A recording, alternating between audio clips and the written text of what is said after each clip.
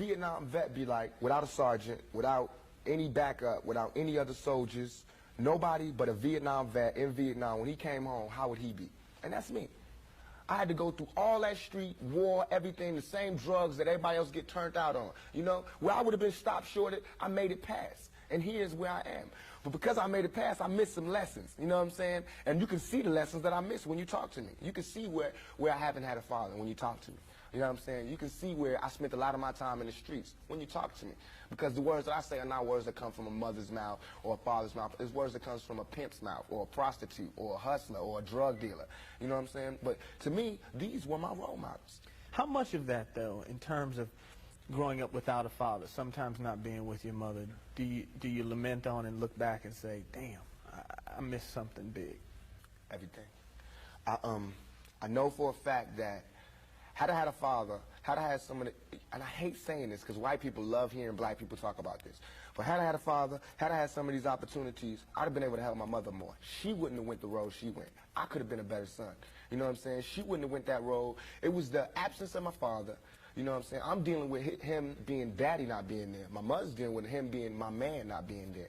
You know, so many problems in our community that affect everything. So by me not having that, I ain't never want to hear nothing about no kind of relationships between a black man and a black woman. I knew they didn't work. Because as far as I knew, my daddy was the coolest dude out there. And my mama was a Panther. So if they didn't work, it don't work. That's how I felt. You know what I'm saying?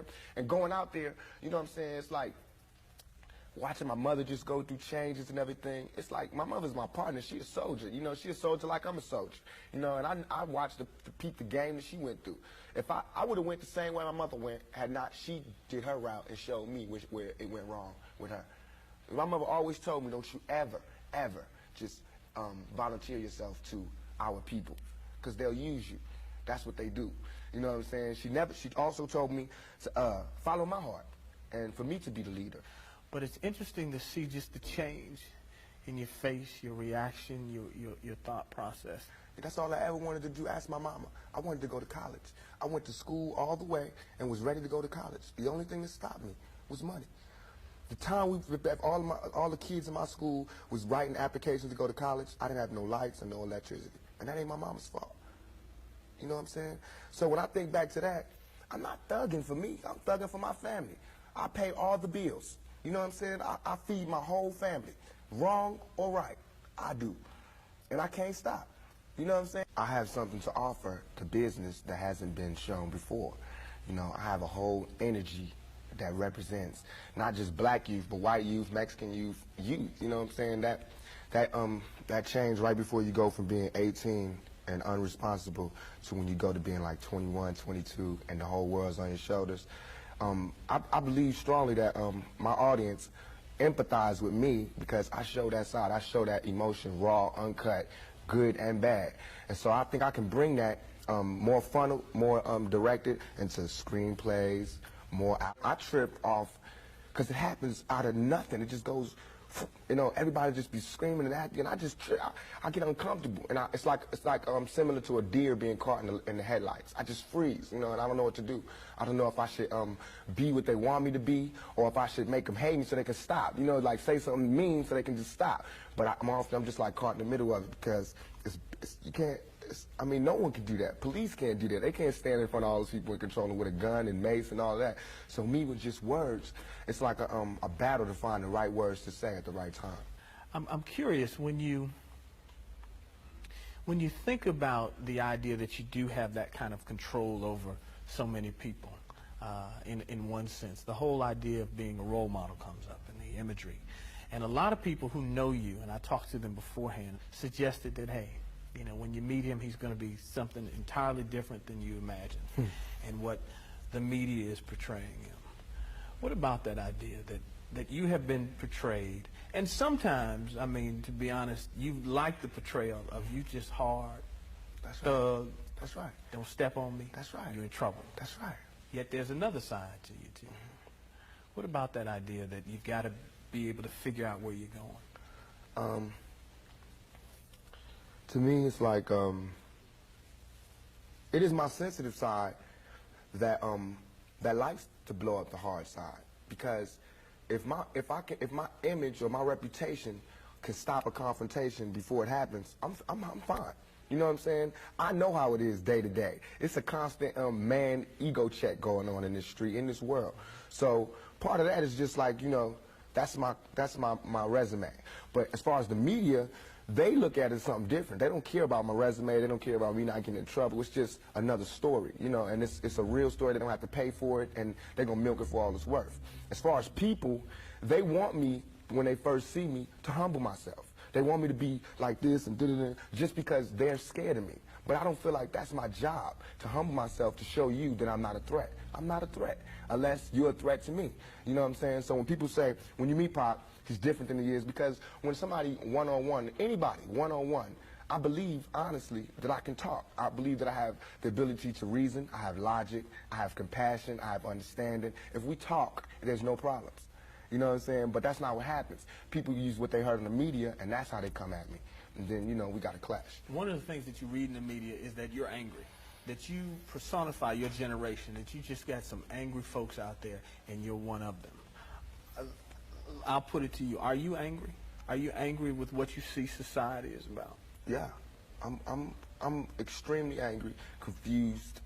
You know, a lot of the times I sat up in court, I couldn't defend myself, you know what I'm saying? And it wasn't like the things they were saying about me were beyond my comprehension, or the things that I could say weren't going to help my case. But because, I mean, it's like being exiled, you know, from society. And that's how I feel. And this whole, the anger comes from, I'm tired of waiting for my past to get into society. All I ever wanted to do was make me and everybody around me feel more comfortable about where we were. You know what I'm saying? About the places that we stayed. This is our home base. Let's build it up. Let's be happy about where we come from. You know what I'm saying? Instead of trying to assimilate and get a pass key to where they at. You know what I'm saying? Not to say that everything needs to be separate, but we got to find pride in ourselves. You know what I'm saying? And once you get the pride, like damn near 2 seconds after the pride comes anger. From being held like that for so long, and to be made to go through those changes, you get mad. You know what I'm saying? I believe as soon as any black man receives his first 3 checks, he starts getting mad. Because it's not about the necessity of having to have a job and having to pay and having to do that. You don't care no more about the smiles and the, you know, yes, massa, because you done got paid. You know what I'm saying? And now it's like you want to save money. You want to help other people. And you see how far it is, how far you have to go to help anybody in your neighborhood. It's set up for me when I get paid for me to exit the ghetto. You know what I'm saying? The only reason I've had these problems is because I haven't left yet. And these problems don't come from a white man. It comes from just society, the problems that we have. Let me put this to you. A lot of people tell me Tupac is, for the most part, a nice guy. This old thug thing, hype. Good for record sales.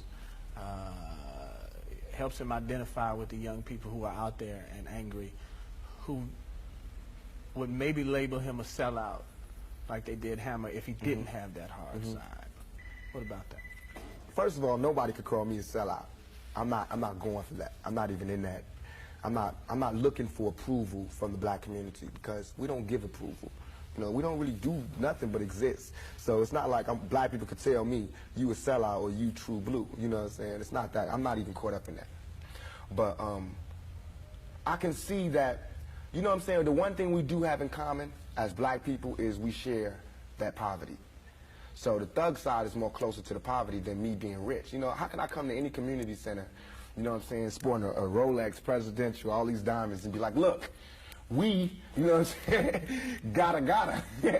But now, when I say we, they know what I mean. I'm not saying like I live in this neighborhood and nothing, but I'm a thug, and they thugs. They can relate to it. I don't even have to say that, you know what I'm saying? When I come, I don't have to say I'm real.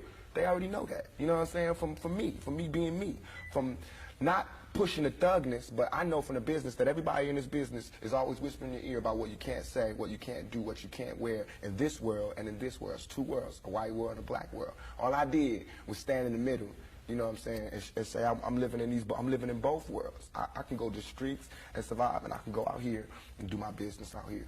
I'm play devil's advocate again. All right. Critics say, yeah, but you're being pimped. You're being pimped by the record executives who will allow you to do your thug life because it portrays a certain black. I mean, you've heard it, yeah, that if you were just a singer. The press and the media make you think that a black man arming himself is illegal or criminal, or that he wants to arm himself to rob a liquor store or something. You know what I'm saying? That is for me to defend myself, and it should always be. It's just about surviving, you know, and we have to be honest about the tools that we use to survive. And why is a black life any more recoupable than a white life? You know what I'm saying? We know that they don't put the same security in the ghetto that they do in the whites in the white neighborhoods. So therefore, for me to be out here saying don't, you know, put your guns down and no violence, that's hypocritical. And if I didn't talk about the violence, everybody would act like the violence wasn't there. We, as rappers, bought that violence. We bought the violence that we seen on the street. We put in our records for years. And after 3-4 years, people finally starting to see it because of all the statistics that's going on in the streets. If we stop talking about it, then they wouldn't take statistics. And when they stop taking statistics, then we'd be killing each other in the street, and these white people wouldn't care no more. Only reason they care is because, you know, there's been some strays, and we done slipped over in the white neighborhoods, and there's kids in Iowa that want to be like us. You know what I'm saying? There's kids in Indiana that's trying to be like us, because they can relate too. You know what I'm saying? You even admitted, I don't live in that neighborhood anymore. There's no real reason for you to carry a 9mm. Don't believe that. Why? In 2 years, I've had a gun pulled on me by my limo driver, by police, by everybody. You know what I'm saying? And I better be. I better be. You know what I'm saying? I've been attacked. You ain't read the papers about these skinheads trying to blow up black churches. Why? They see me as the enemy just like y'all do. You know what I'm saying? They can come to my house and sit outside my house just like anybody else can. A skinhead. And once my life is gone, it's gone. Can't nobody give it back to me. Not the judge, not the president, not the governor, not Calvin Butts, not Jesse Jackson. They can't do nothing but come to my funeral and talk pretty about how black people suffer. You understand? And as far as Jesse Jackson, my first acting job was at the Apollo Theater when Jesse Jackson was running for president in 1984. It hurts me for him to say anything negative about any rapper because we supported him. He should support us. You know what I'm saying? As far as his image, you know what I'm saying? What was he? What was he doing? You know, he should be the last person talking about gun violence when he sat right there while Martin Luther King caught one in the neck. You know what I'm saying? Things ain't really changed that much. I swear to God, nothing I ever say is meant to be something where innocent people get hurt. Nothing I ever say is meant to be like a end all, let's go do it right now. Nothing. Everything I ever say, and if any, this is so we can set it clear, anything I ever, everything I'm saying is a warning, is a plea for help. If everybody is so goddamn worried about me, why ain't nobody came to help me? You know what I'm saying? I never wanted to be no star. This ain't my job. I don't care if everybody don't cheer for me. You know what I'm saying? If you're not cheering for me for what I'm doing, don't cheer for me. Don't cheer because you think I'm cute. You know what I'm saying? Screw that. Cheer for me for what I'm doing, for what I stand for. And when I go to jail, you should cheer louder. You know what I'm saying? Because I'm standing up for what I do. I'm not robbing nobody, not stealing from nobody. This is all I want to say. For all the people that doubt me, I had no record all my life. Okay? No record, no police record, until I made a record. As my video was debuting on MTV, I was behind bars getting beat up by the police department. I got a $10 million lawsuit. They said they would settle with me and everything. You know what I'm saying? But nobody cared about that. That wasn't blew up all in the news. They didn't see me. They did not see me on TV with my eye busted, my head busted. There's pictures of those. In Oakland, yes, in Oakland. You don't see them pictures. You see pictures of Tupac coming out of jail in cuffs. You don't see pictures of the police standing over me beating my brains in. You don't see that. But I see that. That's what I see. You know what I'm saying? So it's all real. And I feel like just like a woman that's raped, any woman that's raped would never, ever allow herself to be raped again. Am I correct? Any woman that's violated would never allow herself to be violated again. Same thing. You know there are going to be people who sit here and say, how can you say that when you're faced with that charge? That's how I can say it. We got people in my own community that will get me. Why? Because I got it. Now this girl, who I can't say her name, but if I was to say her name, 1,000 all over the world would go, I put this on everything I love, on everything I love. When I was in Atlanta, I was pulled over at a gas station. Some dudes from New York pulled over next to me and told me the girl's name. They said, I know the girl that did it. They told me her name and where she's from, say she's scandalous. I can't go on TV talking about this girl, because that's what they want me to do. They want me to get on TV and talk about my black sister as a hoe, and she's a bitch, and she's a money grubber. I ain't fit to say that. I don't have to do that to show that I'm innocent. You know what I'm saying? I'm not guilty. People should look me in my eyes. They should look me in my eyes. And anybody that thinks I committed that rape should go get Brenda's Got a Baby and keep your head up and listen to him thoroughly. It was hard to imagine that you would do that. It shouldn't be nothing for, it should not even be to me. I have no patience for anybody that doubts me. None at all. It's too hard out here. You know what I'm saying? If my people don't stand up for me, who is? I understand we killing each other because we killing ourselves. We not when another man. I know I've been in a position. It's out of our control. It's not like he wants to kill. He just doesn't want to die. You know what I'm saying? It's that situation when you got we are living in a war zone. It's not as easy as these people are making us think that they just got some criminal ass black kids with guns. It is not like that. We live in hell. We live in the gutter. We got us stacked up 80 deep in one building. You know, by the time you get out your house, you strapped to protect yourself. Because you living in the same community that the police is carrying rifles and riot gear. Same, they need them riot, excuse my language, I'm so sorry. The same reasons they need the riot hat, the riot jacket, the flak jacket, the double vest, the 9mm Glocks with extra bullets, the tear gas, the mace, all that. Who do you think the police is using that against? Dogs? So we fighting the same villains that they fight in the street. But instead of them seeing us fighting villains in the street, we all villains. Is your generation the one that is picking up for where the Panthers left off, saying, all right, enough is enough? The generation before us forgot about the fight. We're picking it back up. Not only forgot about the fight, forgot about us. Yes, and we're picking it back up. But at this level, all we're trying to do is unite. And right now, as a year, we got 1 million people that's listening. Now we can tell them something. Now we can try to get them that way, and we might lose some. We might gain some, but we would never even have that audience had we not said what was real.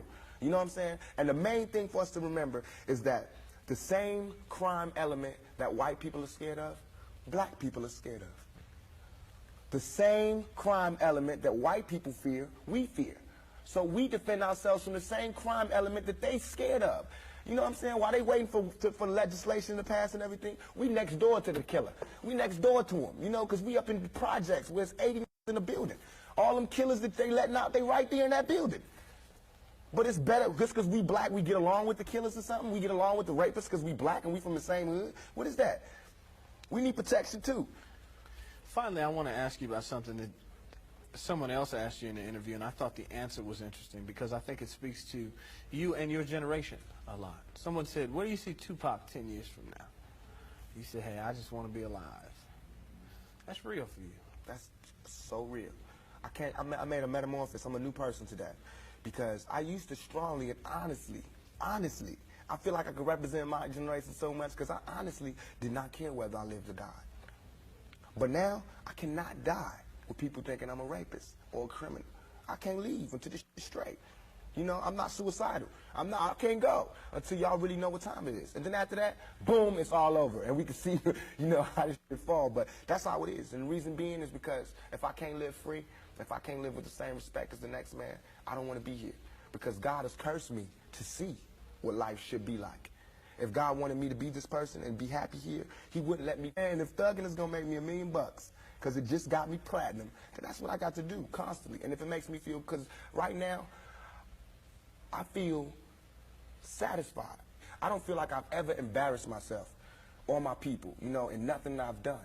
And yet, no, I got the whole world fearing me, you know what I'm saying, at 23.